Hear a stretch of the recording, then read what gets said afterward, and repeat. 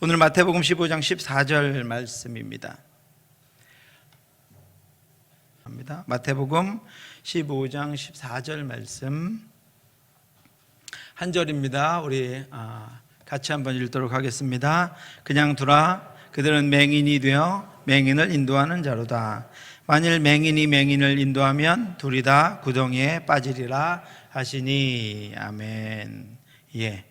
맹인이 되어 맹인을 인도하는 자다. 만일 맹인이 맹인을 인도하면 둘 다 구덩이에 빠진다 그랬습니다. 그래서 오늘 설교 제목이 맹인이 맹인을 인도하는 시대다 그랬습니다. 여러분, 앞에 맹인은 누구고 뒤에 맹인은 누굴까요? 앞에 맹인은 뭐고 뒤에 맹인은 뭐죠? 문맥상 앞에 맹인은 이끄는 맹인인 것 같고 뒤에 맹인은 이끄는 맹인을 쫓아가는 맹인인 것 같습니다. 그렇죠? 우리는 뭘까요? 물론 우리 맹인은 아니라고 생각하시겠지만, 우리가 만약에 여기서 맹인이라고 하는, 오늘 이제 제 강의와 연결돼서 본문을 정한 것은 이따가도 말씀드리겠지만, 우리가 믿는 바가 무엇인가? 그죠? 내가 믿는 것이 무엇인가? 내게 있는 구원, 진리는, 내가 아는 진리, 믿는 진리는 무엇인가 하는 것을 알지 못하면 우리가 맹인이 되어서 맹인을 인도할 수 있다는 것이죠. 또 우리가 뒤에 맹인이 돼서 맹인을 따라갈 수 있다라고 하는 것입니다. 우리가 내가 믿는 바를 알지 못하면, 특별히 전도할 때 내가 믿는 바가 분명하지 않는데 전도한다. 그럼 전도해 보셨죠? 전도해 보셨나요? 7월 첫째 주에 전도 용품 나눠드리고 전도하라고 말씀드렸어요. 사실은 그것은 전도라고 할 수 있는 것은 아닙니다. 왜냐하면 전도는 도를 전하는 것이기 때문에 그렇습니다. 도를 전하는 것이니까 그걸 주면서 교회 다니세요, 이거는 도를 전하는 게 아니죠. 우리가 믿는 바가 무엇인지를 전한 건 아닙니다. 교회를 소개한 거예요. 교회에 와서 도를 들을 수 있도록, 그래서 구원받을 수 있도록 교회를 소개한 것이고, 전도라고 얘기할 때의 그 단어 그대로의 전도는 전혀 아니죠. 교회를 소개한 것입니다. 그러면 우리가 전도자가, 예수님이 말씀하신 전도자가 되기 위해서는 먼저 무엇을 해야 되냐면 내가 믿는 바가 무엇인가를 알아야 한다라고 하는 것입니다. 저희가 나눠드린 책자가 두 종류가 있는데요, 오늘 강의할 파란 책자는 사실은 전도할 때 쓰는 책자입니다. 그런데 여러분 보셨습니까? 전도할 때. 우리가 지금 밖에 여러분들 나눠드리라고 교회 소개만 해놓은 간단하고 설명하기 쉽고 예화도 들어있는 거하고는 사뭇 다르죠? 이거 갖고 여러분 전도하실 수 있으시겠습니까? 오늘 강의를 통해서도 제가 보기엔 몇 강의를 해야 될 것 같은데, 이것이 우리가 믿는 바, 우리의 믿는 도리입니다.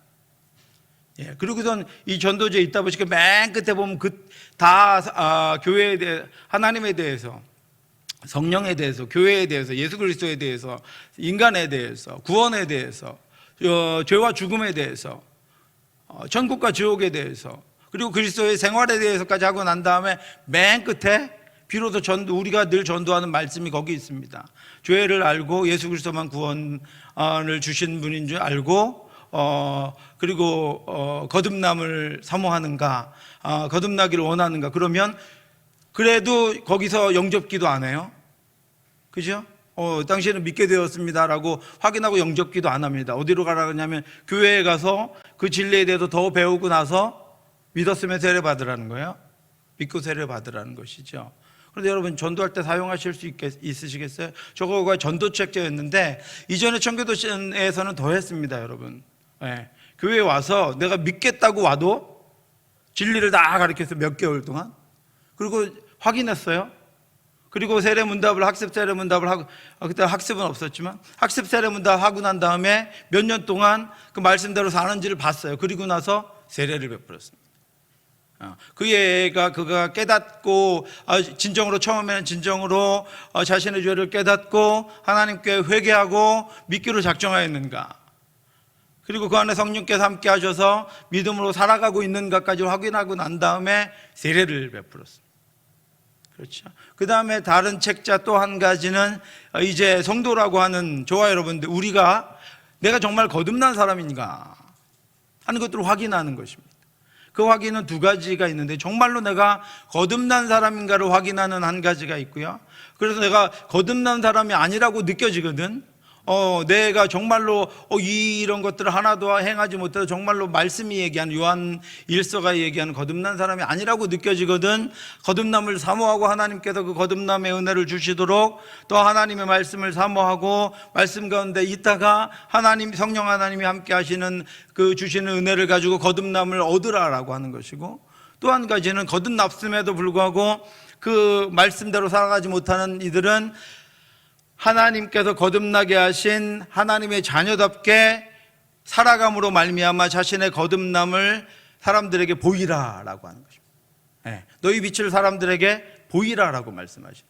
그래서 두 번째는 두껍긴 하지만 우리의 거듭남을 확인하는 것이기도 하지만 거듭난 자로 우리가 살아가는가 하는 것을 확인하는 것이고요.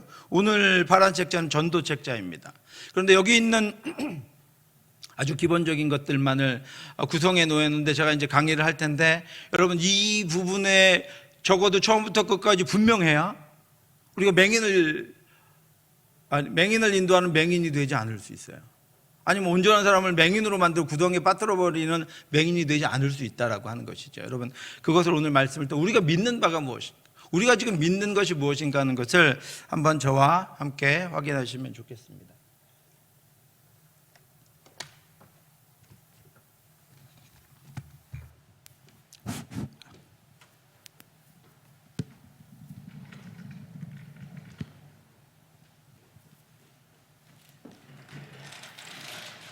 뒤에 분들은 잘 안 보이실 수도 있는데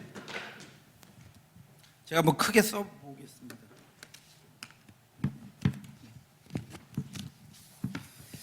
저도 책자 펴내 놓으시고 거기다가 메모를 하실 수 있으면 하시고요.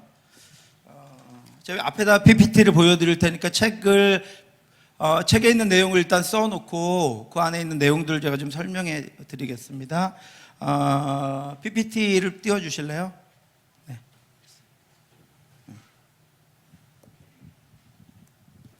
오늘 내용은 기독교의 기본 진리라고 하는 것입니다. 기독교의 기본 진리. 기본이 뭔지 아시죠? 우리는 이미 다 알고 있어야 하는 그런 진리다라고 하는 것입니다. 첫째 페이지를 여러분 펴보시면요, 1884년 거기 있는 부분 있죠? 네, 거기를 펴보시면 좋을 것 같고, 네, 그것이 기록되어 있습니다. 읽어가면서 제가 설명을 드릴 텐데 한번 같이 한번 보시겠습니다. 우리가 믿는 바는 무엇인가 한 것이고요. 1884년에 기독교가 조선 땅에 들어왔습니다. 서양 선교사들의 복음 사역으로 1907년 한국교회는 부흥을 경험했습니다. 이것이 평양 대부운동으로부터 시작된 부흥운동, 우리나라의 부흥운동이었죠. 그러나 일제강점기를 통해서 한국교회는 영적으로 위축되었고 해방 후 한국전쟁을 통해서 고난을 경험했습니다. 그렇습니다. 늘 복음이 증거되면 그 복음을 현실적인 어려움으로부터 믿는 자들을 빼앗으려고 하는 수많은 시도들이 있습니다.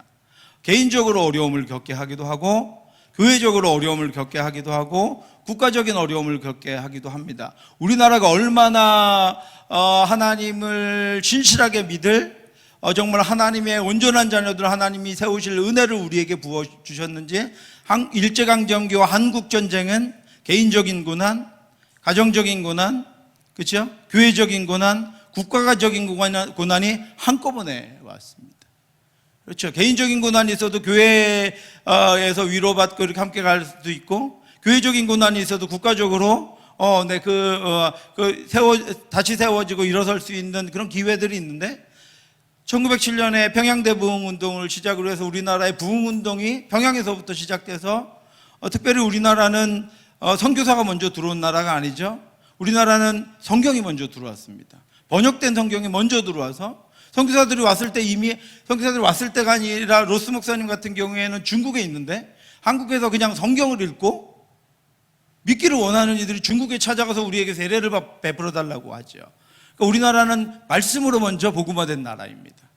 선교사들에 의해서가 아니라, 그리고 나서 선교사님들이 들어오기 시작해서 일본 쪽에서 성경을 번역해서 남쪽으로 들어오고 중국에서 로스 목사님에 의해서 번역된 성경이 북쪽으로 오기 시작했습니다. 그리고 또 평양 대부흥 운동을 통해서 부흥의 불길이 일어났죠. 그런데 일제강점기가 닥쳤습니다. 우리 주기철 목사님 영화 보기도 했지만 일제강점기, 그것도 이어서 한국전쟁이 발발을 했죠. 그래서 개인적인 고난, 가정적인 고난, 교회적인 고난, 국가적인 고난이 함께 왔습니다. 그런데 그때는요, 믿음으로 이겨냈어요. 온 교회가, 온 성도들 지하에 감옥에 갇혀가면서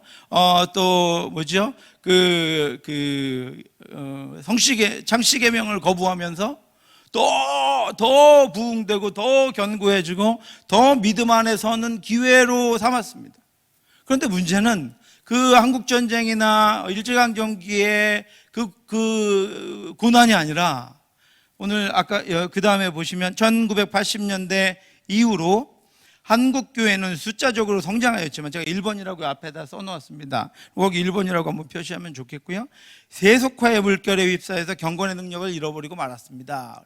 한국교회를 무너뜨린 것은 오늘날 한국교회를 하나님이 기뻐하지 않는 교회로 유지되기도 하고, 또 한국교회 성도들이 이번 코로나를 통해서 이렇게 사람들이 우리를 싫어하는구나, 이렇게 사람들이 교회를 싫어하는구나, 이렇게 우리에게 된 적대감을 갖고 있구나 하는 것을 느끼게 될 정도로 한국교회가 무너진 것은 일제강점기나 그 다음에 한국전쟁의 고난, 그 다음에 가난이나 이런 것들이 아니라 세속화 때문에 그렇다라고.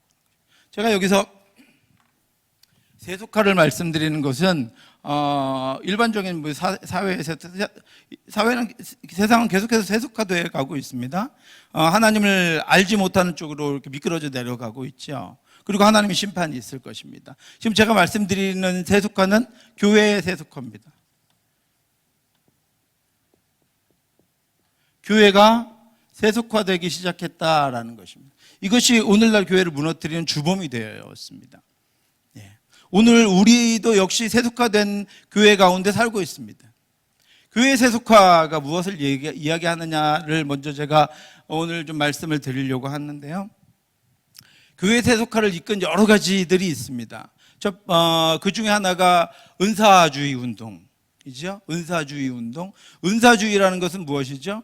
은사라고 하는 것은 기적, 체험이라고 하는 것은 어떨 때 일어납니까? 하나님의 말씀이 부어지고 하나님이 그곳에서 특별히 일하실 필요가 있을 때 선택적으로 나타나는 것입니다. 아무 때나 아무렇게나 계속해서 일어나는 것이 은사가, 여기서 말하는 성령운동이나 은사가 아니다라고 하는 것이죠.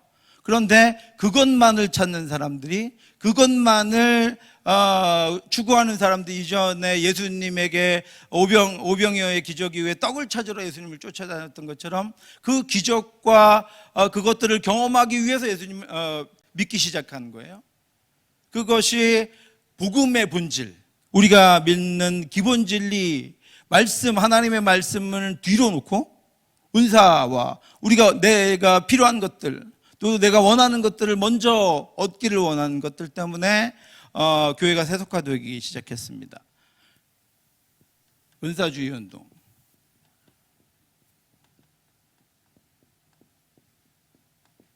또 최근에는 신사도 운동이라는 것이 있죠.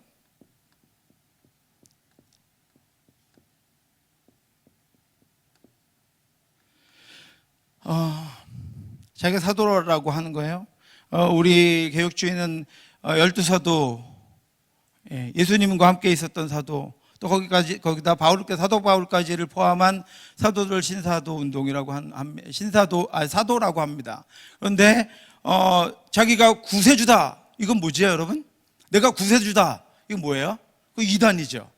내가 구세주다라고 하면 이단이니까 이제는 등급을 한 등급 낮춰서 내가 사도다 그러는 거예요. 오늘날 많습니다. 오늘날에도 그래서 신사도 운동을 하는 큰 교회들이 되게 많아요. 자기가 사도라고 하는 거예요. 그러니까 사도인데 옛날 그 사도는 아니고 무슨 사도요? 신사도. 신사도요. 그래서 어떻게 신사도라고 이야기하는 이유가 뭘까요? 자기에게 능력이 있다는 거예요.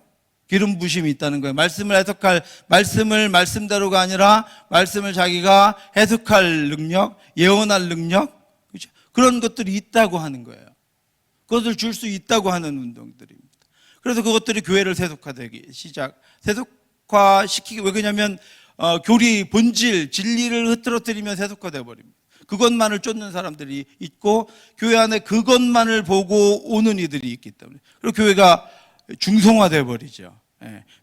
철저하게 믿는 이들, 어떤 고난 가운데서도 예수님만 믿는 사람들로 교회가 구성되는 것이 아니라 그런 것들만을 기적이나 그 다음에 어떤 영적인 체험이나 환상이나 막 이런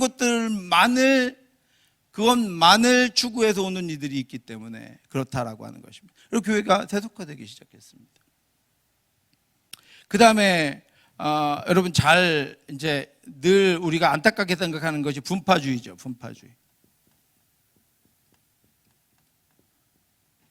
분파주의입니다. 분열이죠. 한국 교회가 처음에 분열할 때는 교리를 따라 분열했습니다. 말씀의 해석이 달라서 분열되었어요.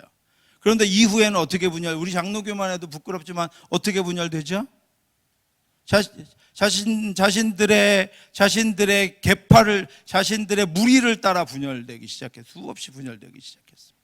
그렇죠? 이런 분파주의가 교회를 세속화시켜 버렸습니다. 교회를 수많은 분열과 분리 가운데로 몰아넣고 정말로 양 같은 성도들을 맹인을 만들어 버리기도 하고, 그죠? 그렇게 나누어지기 시작했다라고 하는 것입니다. 제가 오늘 말씀드리려고 하는 것은 세 번째인데요, 부흥운동입니다.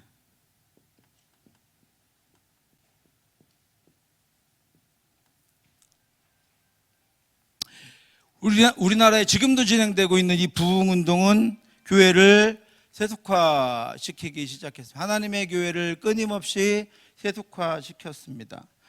이 부흥운동이 가운데 메가처치 운동이라고 하는 것이 큰 교회예요. 여러분, 부흥은 좋은 건가요? 나쁜 건가요? 부흥은 좋은 건가요? 나쁜 건가요? 좋은 것이죠. 부흥은 하나님 기뻐하시는 것입니다. 부흥은 하나님이 주시는 것이에요. 하나님의 마음에 합할 때 부흥을 주셨어요. 사도행전이 그것을 끊임없이 경험하고 있잖아요. 3,000명, 5,000명 하나님의 말씀이 온전히 전해질 때 그 말씀을 듣고 깨닫는 이들이 주께로 돌아 교회로 오는 것이 교회의 부흥입니다. 하나님의 말씀을 사모하고 우리가 어떻게 살아갈까, 하나님의 말씀을 먼저 믿고 예수 그리스도의 제자로 살아가는 사람들의 삶을 따라서 살고 싶다라고 교회로 몰려오는 것이 부흥입니다. 그런데 이 부흥 운동에 거짓 부흥이 오기 시작했어요. 거짓 부흥.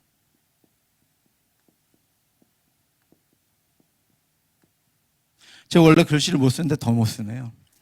거짓 부흥이 운동이 시작되기 시작했습니다. 거짓 부흥은 여러 가지 갈래가 있는데 오늘은 그 중에 한 가지만 좀 살펴보겠습니다. 거짓 부흥 중에 메가처치 운동이라는 게 있거든요. 메가처치 운동. 큰 교회를 꿈꾸는 것입니다. 똑같이 말씀드리겠지만 여러분, 교회의 성도라고 하지만 교회의 인원이 늘어나는 것은 바람직한 건가요? 아닌가요? 네. 교회의 성도가 늘어나면 바람직한 것이지만 교회의 가라지가 늘어나면 바람직한 건 아니죠.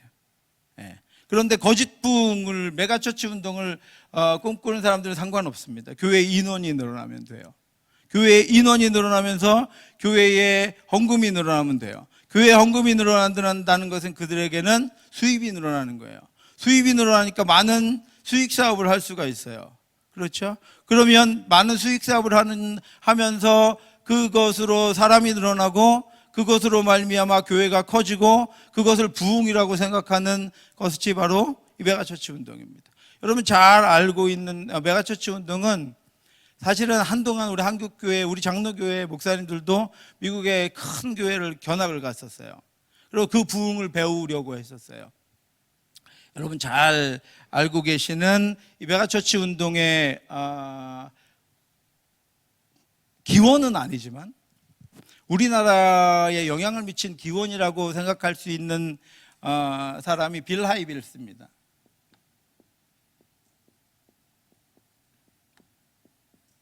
빌 하이빌스 목사님 여러분 얘기 들어보셨죠?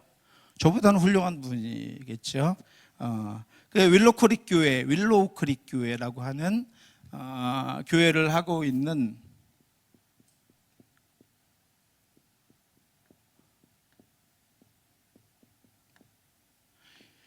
이 빌 하이빌스 목사님의 윌로우 교회가 한 것이 무엇이냐면 이 세속화에 교회의 세속화에 기여한 것이 뭐냐면 구도자 중심의 신학이라고 하는 겁니다. 구도자 중심 신학. 구도자 중심의 신학은 뭘 만들어냈냐면 구도자 예배를 만들었습니다.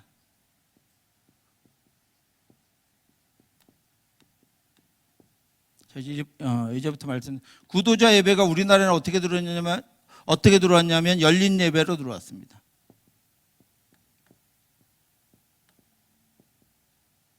열린 예배 들어보셨죠? 열린 예배 들어보셨죠? 네. 구도자 예배가 열린 예배로 들어왔습니다. 그러면 여러분에게 이제 본질을 하나 제가 여쭤볼게요. 구도자는 뭐죠? 구도자 말 그대로 도를 구하는 사람입니다. 그죠?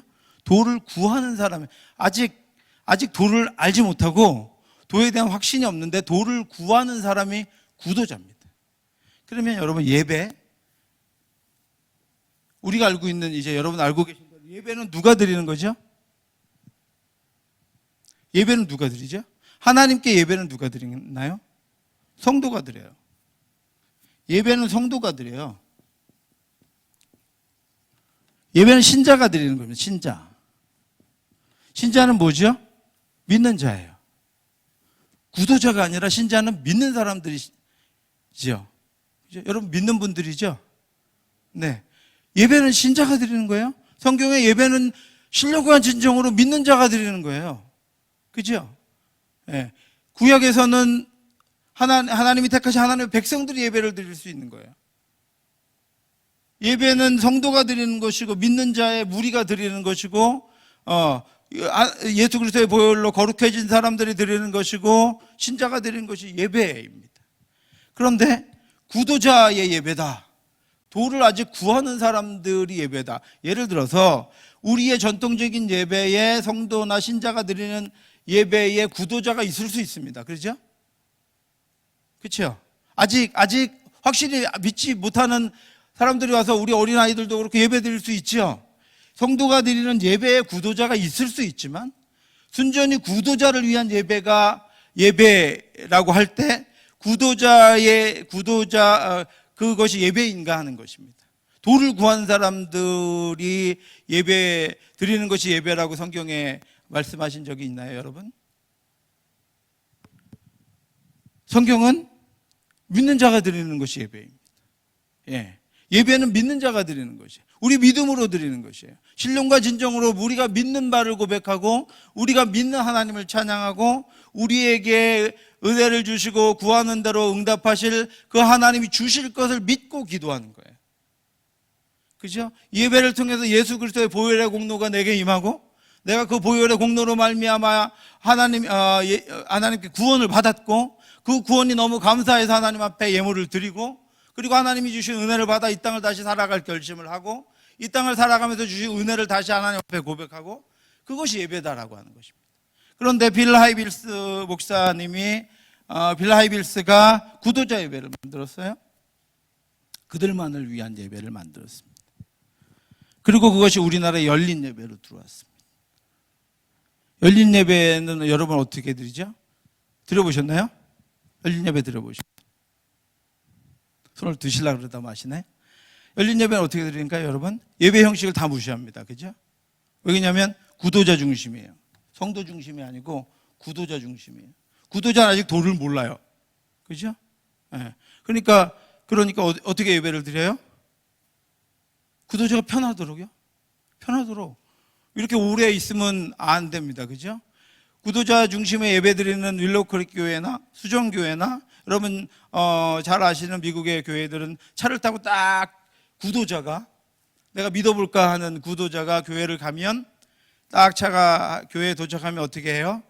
파킹하는 분이 기다리고 있어요. 여러분들이 좋은 호텔이나 레스토랑에 가면 파킹해 주시는 분들 있죠? 아직 한 번도 그런데 안 가보셨죠? 가면 있습니다. 딱 파킹해 주는 사람이 기다렸다가 차를 파킹해 줍니다. 번호표 같은 것들을 주고 그러면 올라가요. 올라가면 아주 교회 인테리어나 여러 가지가 마음의 평안을 얻고 무슨 어디 그 전시회장이나 아주 유명한 호텔에 온 것처럼 그 편안한 상태로 교회를 예배를 들어갑니다. 그러면 우리처럼 교동문 하자, 읽어라, 앉았다 일어나라 이런 거 없습니다. 왜냐하면 그러면 이들은 구도자이기 때문에요. 그러니까 이들 어떻게 해요? 설교를 듣고, 설교도 어떻게 하죠? 저처럼 이렇게 하면 그 다음 주부터 안 옵니다. 어떻게 해요? 뮤지컬을 하거나 드라마를 하거나, 아니면 목사가 어떻게 해요? 분장을 하고 나와서, 그리고 나서 구도자가 앉아있는 이들이 듣기 좋도록 잘 들을 수 있도록 이야기처럼 그렇게 설교를 합니다. 그리고 나서 끝나고 나면 가서 근사하게 차려진 식사를 하고 차도 마시고 수양할 수 있는 것들도 즐기다가 또 차를 찾아서 집에 갑니다. 이 구도자 예배가 뭐랑 맞았냐면 미국의 중산층하고 맞았어요. 미국은 어떤 나라죠? 우리나라처럼, 우리나라 같은 물론 종교의 자유가 있지만 미국은 기독교 말씀으로 세워진 나라입니다. 그러니까 오래전부터 그런 거에 대한 마음이 있어요. 그런데 교회 가기는 싫은 거예요. 교회 가기는 싫은 거예요. 예배 드리기 싫은 거예요. 그러니까 오래전에 끊었어요. 그런데 구도자 예배를 하니까 너무 좋은 거예요. 나는 놀러 갈 필요도 없고 교회 가면 돼요. 그래서 설교라는 것을 듣고 오면 되는 것이죠. 그것으로 만족하는 거예요. 거기는 우리처럼 뭐 식당 봉사 뭐 이런 거 없습니다. 교사 뭐 이런 거 없어요. 그것은 성도들이 내는 헌금을 가지고 다 고용한 사람들이 다 해요. 그러니까 뭐가 없어요? 예배도 없고 설교만 듣고 나서 그다음에 뭐가 없어요? 삶이 없어요. 그래서 이런 구도자 중심의 신학 때문에 생긴 구도자 예배는 예배뿐만이 아니라 복음을 상품화합니다. 복음을 상품화합니다. 그래서 복음을, 그런 구도자들을, 믿지 않는 이들을 교회로 오게 하는 상품화를 해버리는 거예요. 그 다음에 마케팅 전략을 씁니다. 마케팅 전략. 어떻게 하죠? 최대한 마케팅 전략을 써서 밖에서 어떤 상품을 팔 때 그 판매를 위해서 필요한 전략들을 성도들에게 사용하는 거예요. 되도록 여러 가지를 편안하게 편리하게 할 수 있도록 합니다. 그리고 그들이 사용하는 것들, 그 비즈니스 전략을 써요. 그 다음에 성도를 소비자로 생각하는 거예요. 소비자입니다. 교회에 와서 헌금을 드리고 또 여러 가지 일들을 하면서 회비를 내고 하는 것들을 소비자로 보는 것이죠. 그렇게 철저하게 마케팅 전략을 가지고 구도자들로 채워서 교회를 번영시키고 성장 부흥시키는 것, 그런 메가처치 교회가 이제 우리나라에 이렇게 계속해서 밀려 들어왔습니다. 그래서 그것들이 무엇을 하기 시작했죠? 교회를 세속화하기 시작했습니다. 점점 편하려고 하는 건, 여러분 편하시면 좋죠. 우리 교회는 뭐 반대죠. 점점 불편해요, 그죠? 여러분 불편합니다, 그죠? 점점 편하려고 하는 것, 너무 편하려고 하는 것, 그것들은 사실은 교회의 세속화와 가깝다라고 하는 것입니다. 이 열린 예배 얘기를 제가 했는데, 이거는 열린 예배는 구도자를 위한 예배예요. 거기에는 헌신을 강요하거나 희생을 강요하거나 봉사를 강요하지 않아요. 절대로. 그러면 우리 이제 한번 좀 생각해 볼까요? 우리 지금 잘 예배 드리고 있는 여러분, 영상 예배죠? 영상 예배. 여러분 많이 들으셨죠? 영상 예배. 그러면 생각해 보겠습니다. 생각한 김에. 구도자 예배는 예배가 아니에요? 영상 예배는 예배인가요? 아닌가요? 저를 좀 보세요.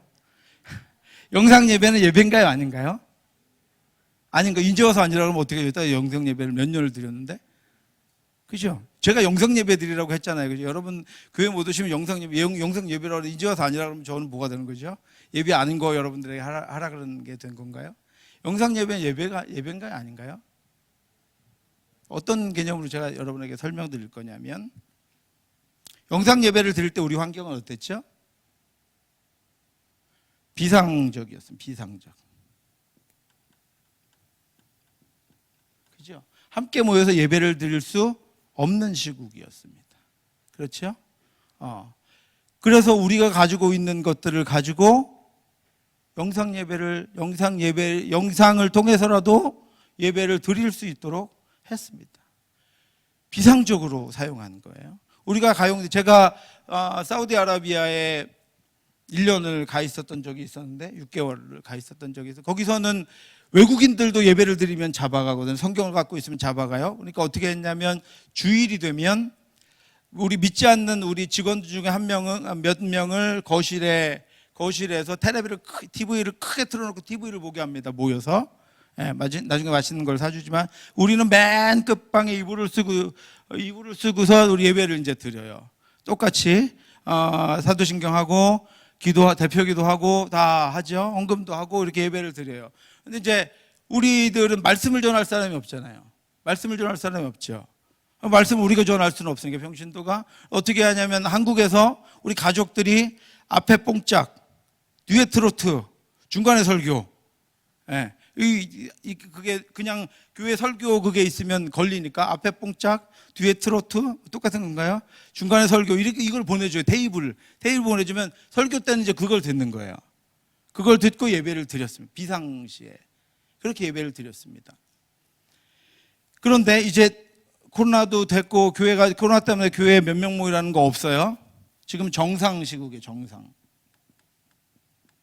그래서 교회에 올 수 있어요. 그죠?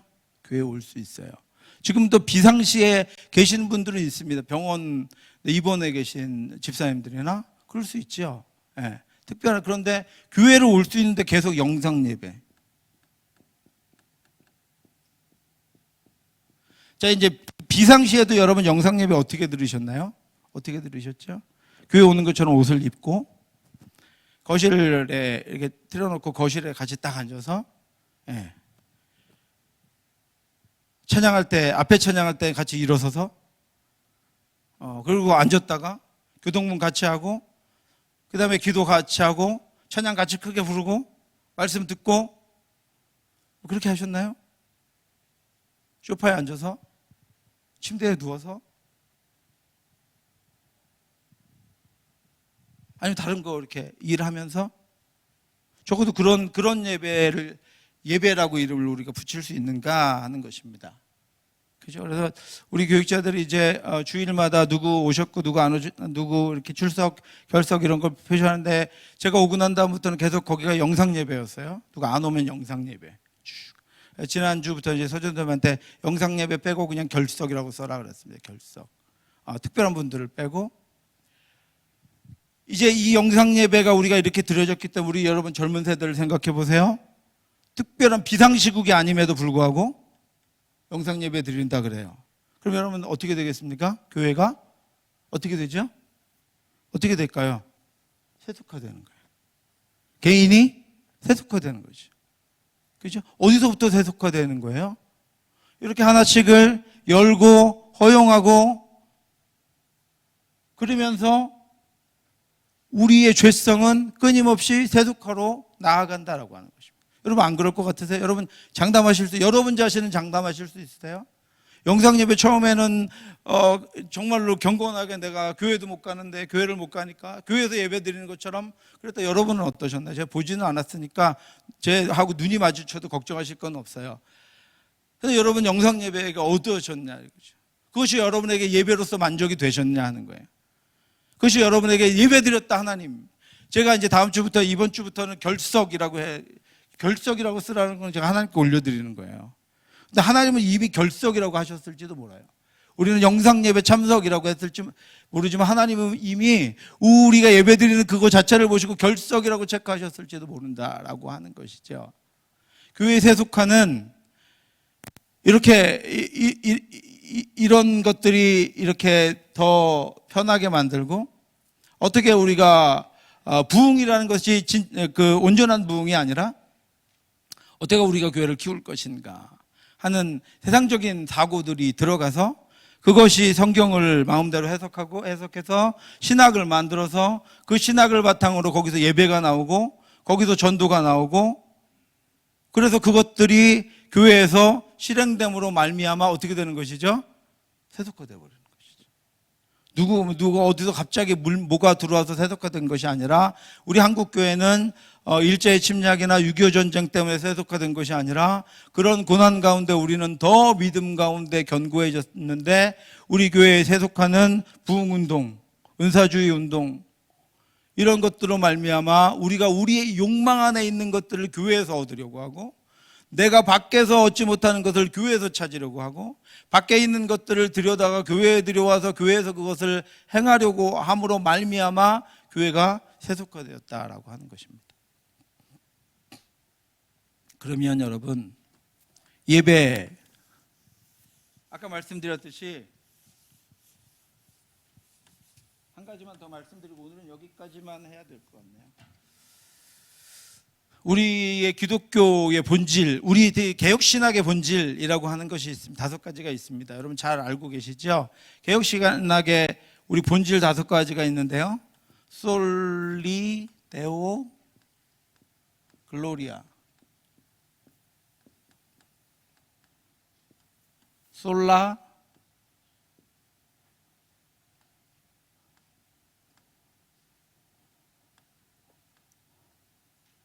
솔라, 솔라,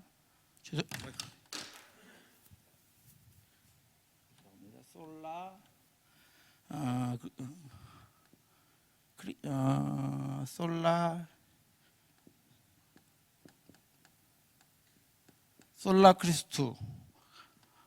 세 번째로 솔라 피데.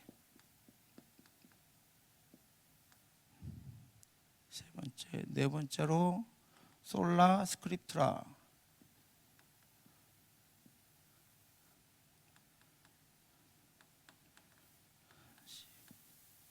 스크립트라.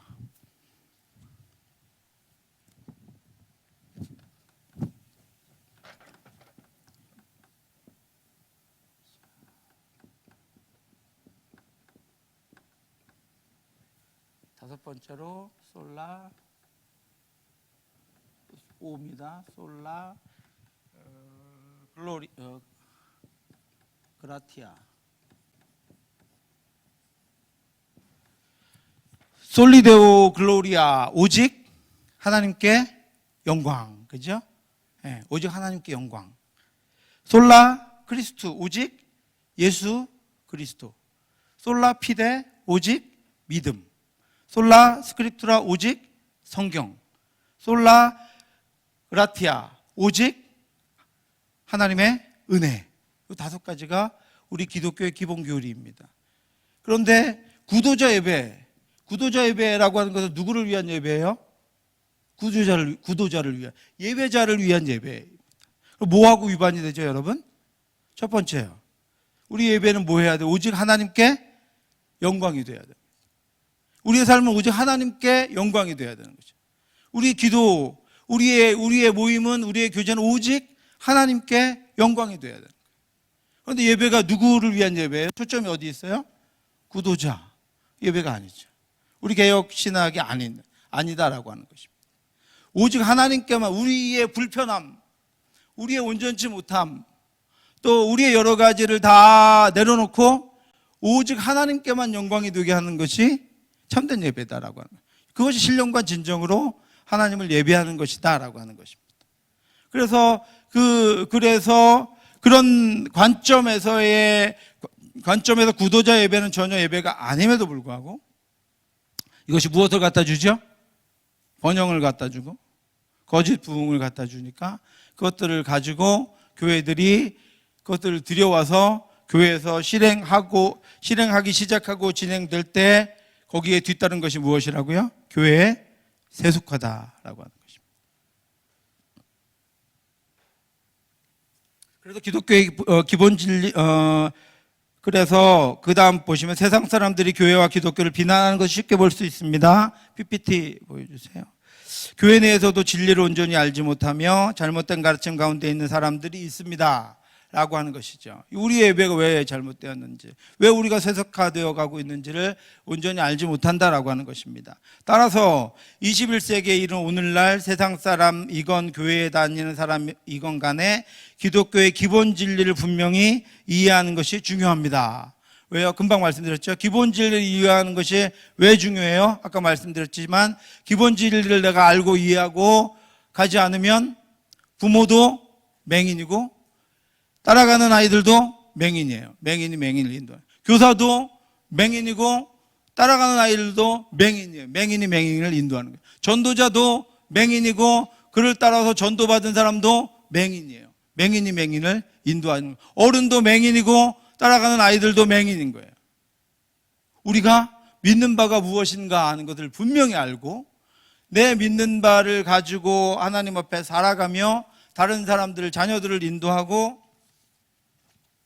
전도하고 아이들을 가르치고 연약한 이들을 세울 때야 비로소 교회가 교회다운 하나님이 기뻐하시는 부흥을 이룰 수 있다라고 하는 것입니다. 다음에 보시면 진정 구원받는 신자에게 제가 넘겨야 되죠. 진정 구원받은 신자에게는 어떤 특징이 있는가를 아는 것이 필요합니다라고 했습니다. 그죠? 어떤 특징이 있는가를 우리가 여기서 특징이라고 하는데 사실은 어떤 구별이 있는가를 아는 것이 중요하다라고 하는 것입니다. 저와 여러분들 왜 다른 사람들과 믿지 않는 이들과 왜 다른가요? 구별이 있죠. 그것은 교리를 아는 것이 중요합니다. 진리를 아는 것이 중요하죠. 네. 진리를 아는 것이 중요합니다. 왜 다른가? 여러분 성경은 분명히 알곡이 있고 뭐가 있다고 그랬어요? 알곡이 있고 가라지가 있다고 그랬어요. 옥토가 있고 돌짝밭이 있다고 했어요. 그죠? 양이 있고 이리가 있다고 했어요. 그것은 교회 안에서도 적용되는 것이고 교회 밖에서도 적용되는 것이에요. 그렇죠? 네. 그래서 내가 믿는 바가 무엇이어서 내가 믿지 않는 저들과 뭐가 다른가 하는 것이죠. 여러분 마태복음 4장에 보시면 첫 번째 시험을 예수님을 시험해요. 사탄이 뭐를 시험하죠? 첫 번째 시험이 뭔가요? 돌들로 떡을 만들라 그래요. 떡이들이 되게 하라 그러죠. 그러면 저기 얘기하는 우리가 특징이 없으면, 다른 것이 없으면, 구별이 없으면 어떻게 해야 돼요? 시험을 이기기, 그 능력을 보이기 위해서는 이 떡이라는 것은 굶주림이고 최소한의 필요죠. 계속해서 이 돌들로 떡을 만들어 먹어야 돼. 그것이 정상적인 거예요. 그런데 예수님 뭐라 그러셨어요? 사람이 떡으로만 살 것이 아니다. 무엇으로 산다고요? 하나님의 말씀으로 산다. 구별되는 거예요, 거기서. 그죠? 예수님은 다른 거예요.